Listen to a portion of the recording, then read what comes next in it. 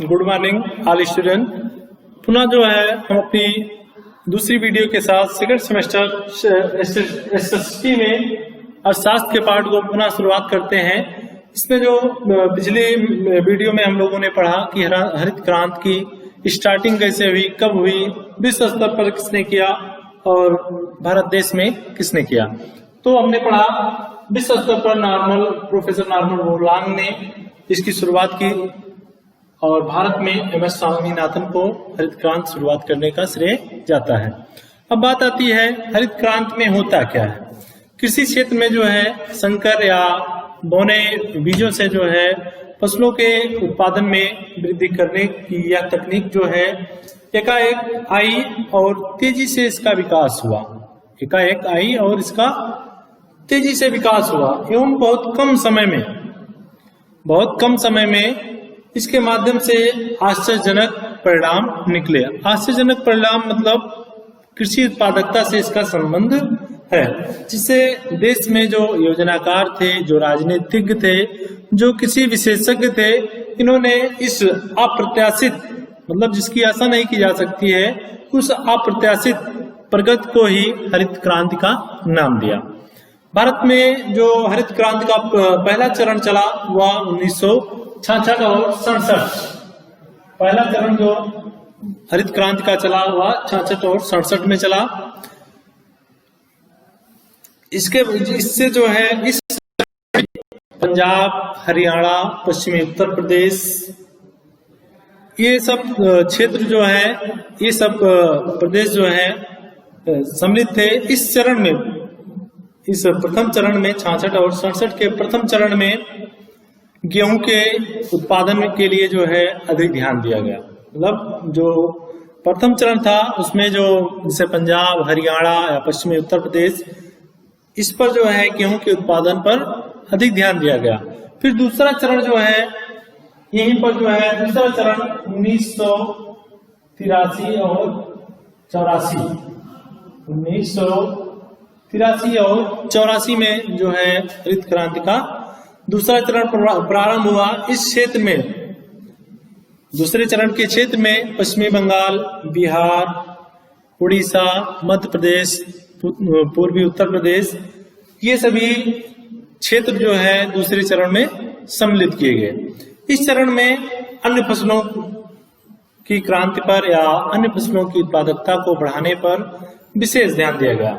अन्य फसलों में इसमें जो है दूसरे चरण में गेहूं के साथ साथ चावल के उत्पादन पर भी ध्यान दिया गया और इस पर जो है कृषि की उत्पादकता बढ़ाने का प्रयास किया गया और इसका प्रभाव, इस प्रयास का प्रभाव पड़ा भी। इसके बाद बात आती है, ये तो था भारत में हरित क्रांति का जो प्रथम चरण था या इसकी शुरुआत हुई। इसके बाद जो है भारत देश में द्वितीय हरित क्रांति की आवश्यकता कब पड़ी। द्वितीय हरित क्रांति की शुरुआत जो है या जो भारत में द्वितीय हरित क्रांति की जो आवश्यकता समझी गई वह 2006 ईस्वी में भारत में द्वितीय हरित क्रांति की आवश्यकता को समझा गया। इसके पश्चात, इसके पूर्व जो है जो 60 के दशक में आई हरित क्रांति थी या उससे जो खाद्यान्नों का उत्पादन था वह 1960 और 61 में 82 मिलियन टन था। 1960 और 61 में जो हरित क्रांति के द्वारा जो उत्पादन बढ़ा हुआ था 82 मिलियन टन, 82 मिलियन टन। इसके पश्चात जो है जो उत्पादन और बढ़ा 2010 और 11 के आंकड़े थे उसमें 2010 और जो 11 के आंकड़े हमें मिले वह 232.1 मिलियन टन ये खाद्यान्नों का उत्पादन बढ़ा। खाद्यान्नों का उत्पादन इतना बढ़ा, ये 60 की दशक की जो हरित क्रांति का प्रभाव था। परंतु जो है 90 के दशक आते आते 90, इसके पहले जो क्रांति की बात हुई वो 60 के दशक में हुई और द्वितीय हरित क्रांति की आवश्यकता 2006 में इसकी आवश्यकता महसूस की गई।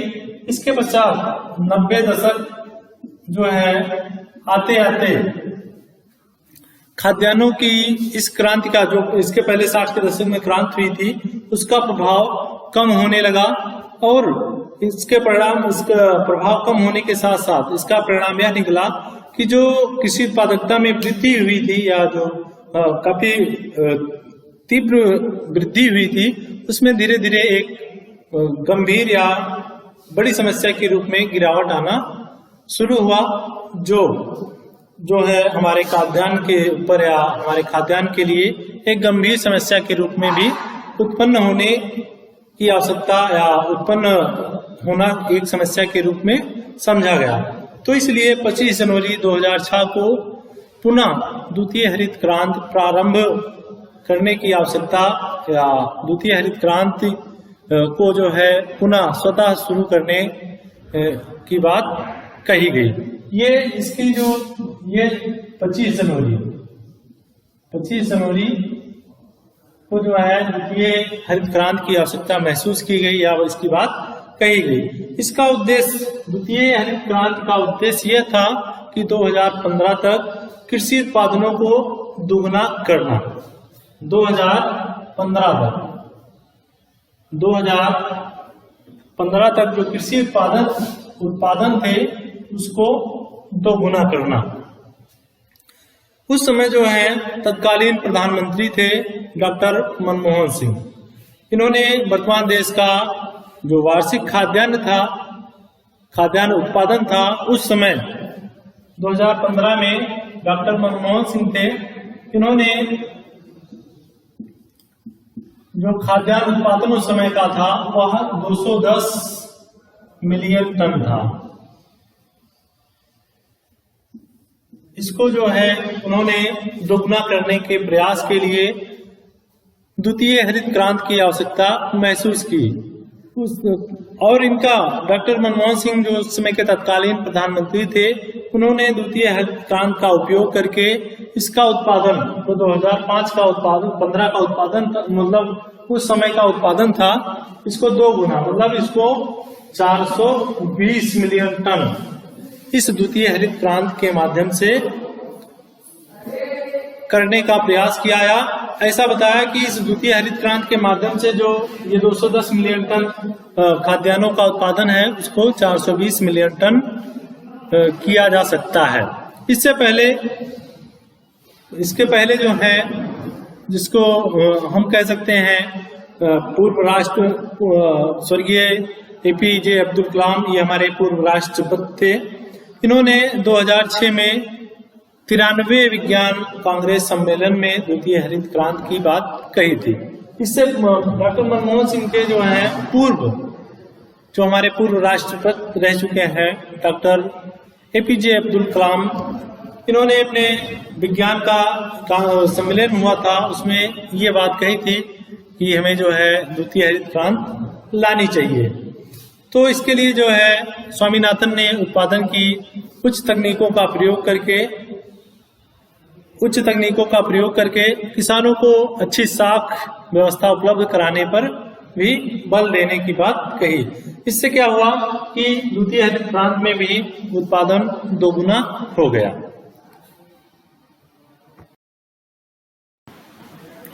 देखिए, ये जो इसमें जो है आपका द्वितीय हरित क्रांति की आवश्यकता के बाद अगला टॉपिक इसी में बनता है हरित क्रांति के प्रभाव क्या क्या रहे।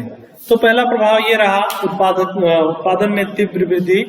कहने मतलब जैसे हरित क्रांति आई, उससे जो है उत्पादकता में जो है तेजी से हो रही वृद्धि, हमारा देश जो आयात पर निर्भर रहता था, खाद्यान्न के आयात पर निर्भर रहता था, वो उस दृष्टि से जो है हमारा देश स्वयं खाद्यान्न की दृष्टि से आत्मनिर्भर बना। तो पहला प्रभाव ये पड़ा कि उत्पादकता में तीव्र वृद्धि के कारण जो है देश खाद्यान्न के प्रति जो है खाद्यान्न के लिए आत्मनिर्भर बना। फिर दूसरा प्रभाव उत्पादकता पर सुधार। उत्पादकता में सुधार का क्या मतलब है? उत्पादकता में सुधार यानी मतलब जो हरित क्रांति के द्वारा जो उत्पादन बढ़ा, वह सर्वप्रथम जो है गेहूं और चावल की उत्पादकता बढ़ी।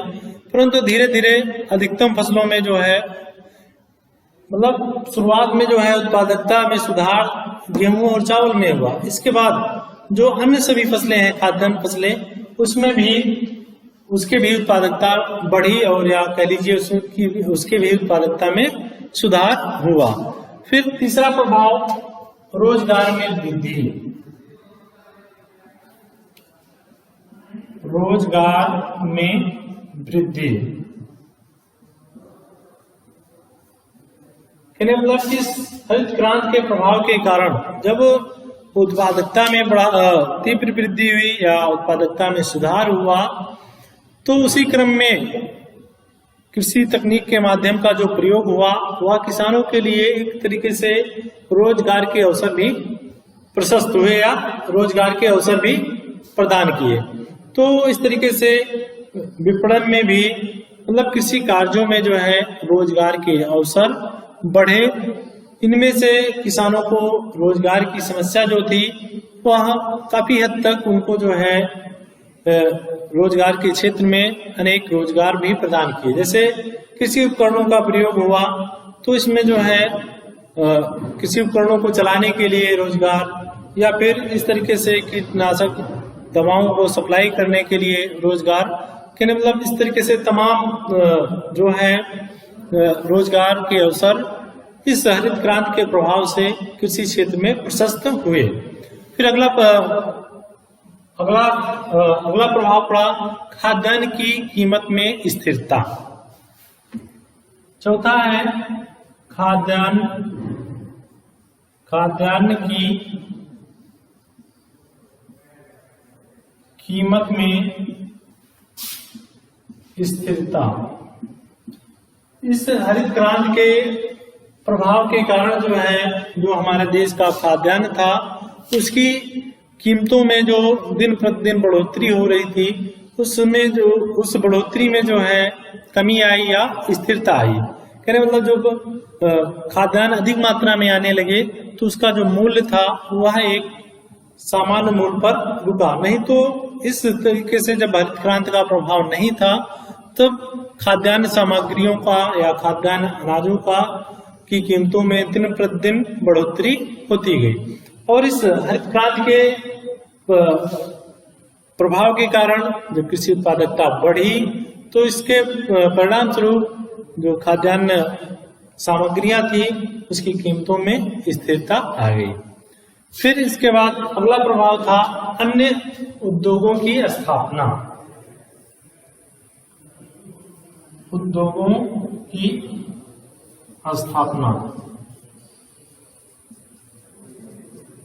इस हरित क्रांति के प्रभाव के कारण जो है अनेक कृषि उत्पादकता या कह लीजिए कृषि क्षेत्र से उत्पादित होने वाले अनेक उत्पाद ऐसे हैं जिससे अनेक उद्योगों को या अनेक उद्योगों की स्थापना को बल मिला या उनको जो है इस तरीके से उद्योगों को लगाने का अवसर मिला।